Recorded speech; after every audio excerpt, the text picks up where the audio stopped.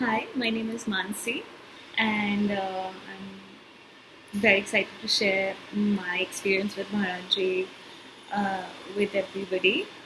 And in advance, I apologize for the noise. Construction is happening because the lockdown is over now. I hope you can hear me acceptably well. Uh, so I guess I have to share some anecdotes about Maharaj, how I got, how I met him, or my experiences with him. Uh, I've been thinking a lot about this, and I've realized that much before I met Maharaj, I even heard about him. It was very, very close to Hanumanji. It was very mystical and mysterious uh, how it started. It's very strange because even when I was a kid and till now, I always used to feel at night that there's someone in my room, and I used to feel very scared. And I used to tell my grandma, "No, someone's here, koi hai," and they used to be like, "Please, chup ho ja, aisa kuch nahi hota hai ye wo." And I hope Hindi is okay. Uh, but it went away in the middle. I got really busy with work, and I really drowned myself in like materialistic things to avoid such feelings.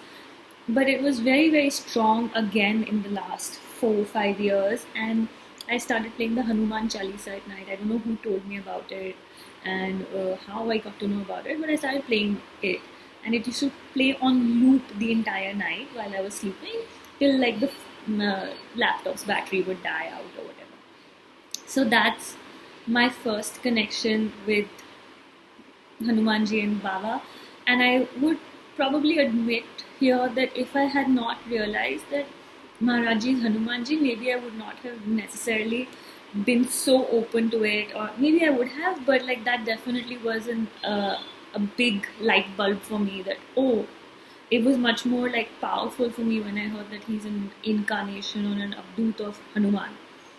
Uh, so, the anecdotes that I guess I would like to share, every day there are so many. It's like every day there are so many. I'll share, and the ones that I'm sharing are literally related with one event. So it gives an idea of how much he is involved in all your actions in your life. Uh, so I'll give the example. The anecdote related is uh, I don't cook, but I kept getting like the call of like learn to cook, and then I started reading and finding out what a bhandara is, what a langar is, and how important it is to feed people. So we managed, me and my sister-in-law, we decided that we'll cook for a certain amount of people, and with the trust. I got in touch with them and everything. And while we were cooking, I played like the Hanuman Chalisa and um, Shivji's mantras and everything while we were cooking and packing and everything. And while we were cooking, while the food was resting, a monkey came to our house, to our balcony. We live in a city. It's a greenish area, but it's ridiculous that a monkey would come. We could hear the sound, and then a monkey came by the house as if God, like as if Maharaji and Hanumanji were like, "Yeah, I got this." And from the beginning, I was very interested in kind of doing this with Maharaji and Maharaji's trust and in his name. So it was like he was with us and he was blessing us. So this was one of the three stories associated with that. And the other one is like while we, we were deciding how to go and where to give the food, because there was a lot of food extra. We ended up making almost double what we had imagined. So we had a lot of boxes left, and so I suggested that we go to his civil lines temple. And the way I even found out about the Civil Lines Temple is like just a few days before that, we had gone for a vaccination drive. My name was not even in it, my date was another day, but my brother and his wife, they booked it for me also. So we all went, and it didn't happen there. And I was like, why did I come here? There must be something. And I could see all the signs. I could see the Hanuman. We had to cross the beautiful ITO Hanuman statue. So we saw all that, and I was like, something is up. It has to be something that I came here when I was not supposed to be here. The work didn't happen. And while we were going back home, on the side, on the road, I was just like chilling and looking here and there, admiring this and that. And like on the left were these giant pictures of Maharaji smiling at everyone, at me. And there were, it was not like a billboard or an ad. It was just his giant pictures on the side of the highway. I'd never seen anything like this. And when I got home, I googled everything and I found out that that's his civil lines temple, which I'd never heard. I mean, I read about it, but I didn't know where it was. And every time I thought, yeah, I want to go there, I'd be like, oh, it's too far. Couldn't go that far. And ironically, I've gone to Vrindavan and the Kenchi temple, but I was like, civil lines wala is too far. So, so this is how he took me there in the name of vaccination, which was the only thing that you could leave the house for, to get vaccinated. We went all the way there, and he gave me darshan. And like 3-4 days later, I did go to that temple. It was beautiful. And then when we were like out giving food, I was like, let's go there. And then we ended up going and giving the food there.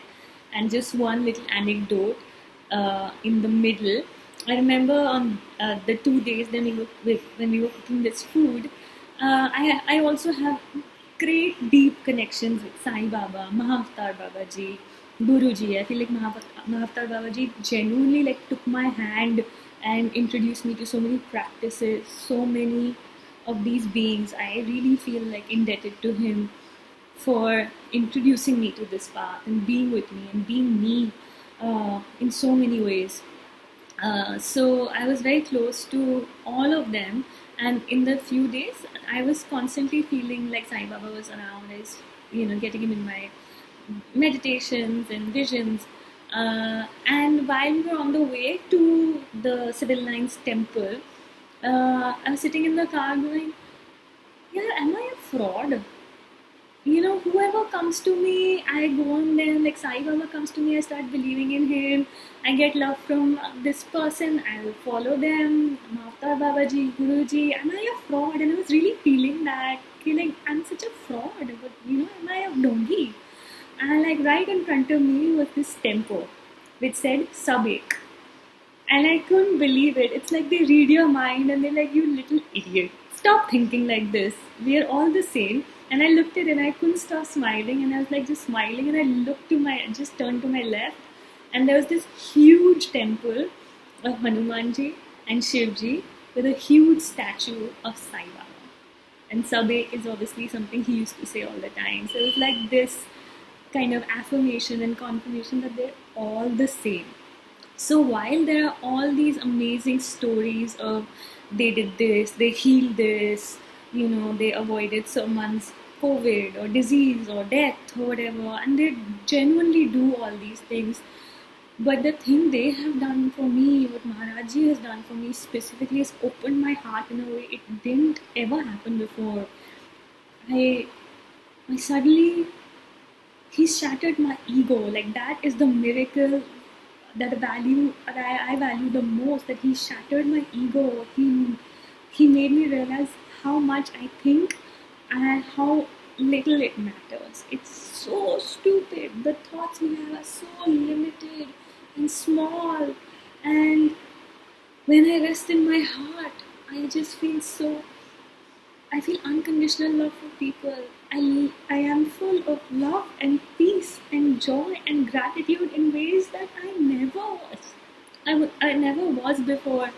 I don't really care about what people think of me, or I don't judge people. I feel so free and happy. And as amazing as the miracles they do, which are like tangible and material, it's really this which I feel is my miracle and the gift they want to maybe even give us to take us out of this really unhealthy, toxic way of living and thinking and conditioning. And I truly wish this on everyone. I guess those are the 3 stories I'd like to share, which are related to one incident. But yeah, these are the anecdotes that I thought I'd share with everybody. And I'm looking forward to seeing the documentary. Thank you.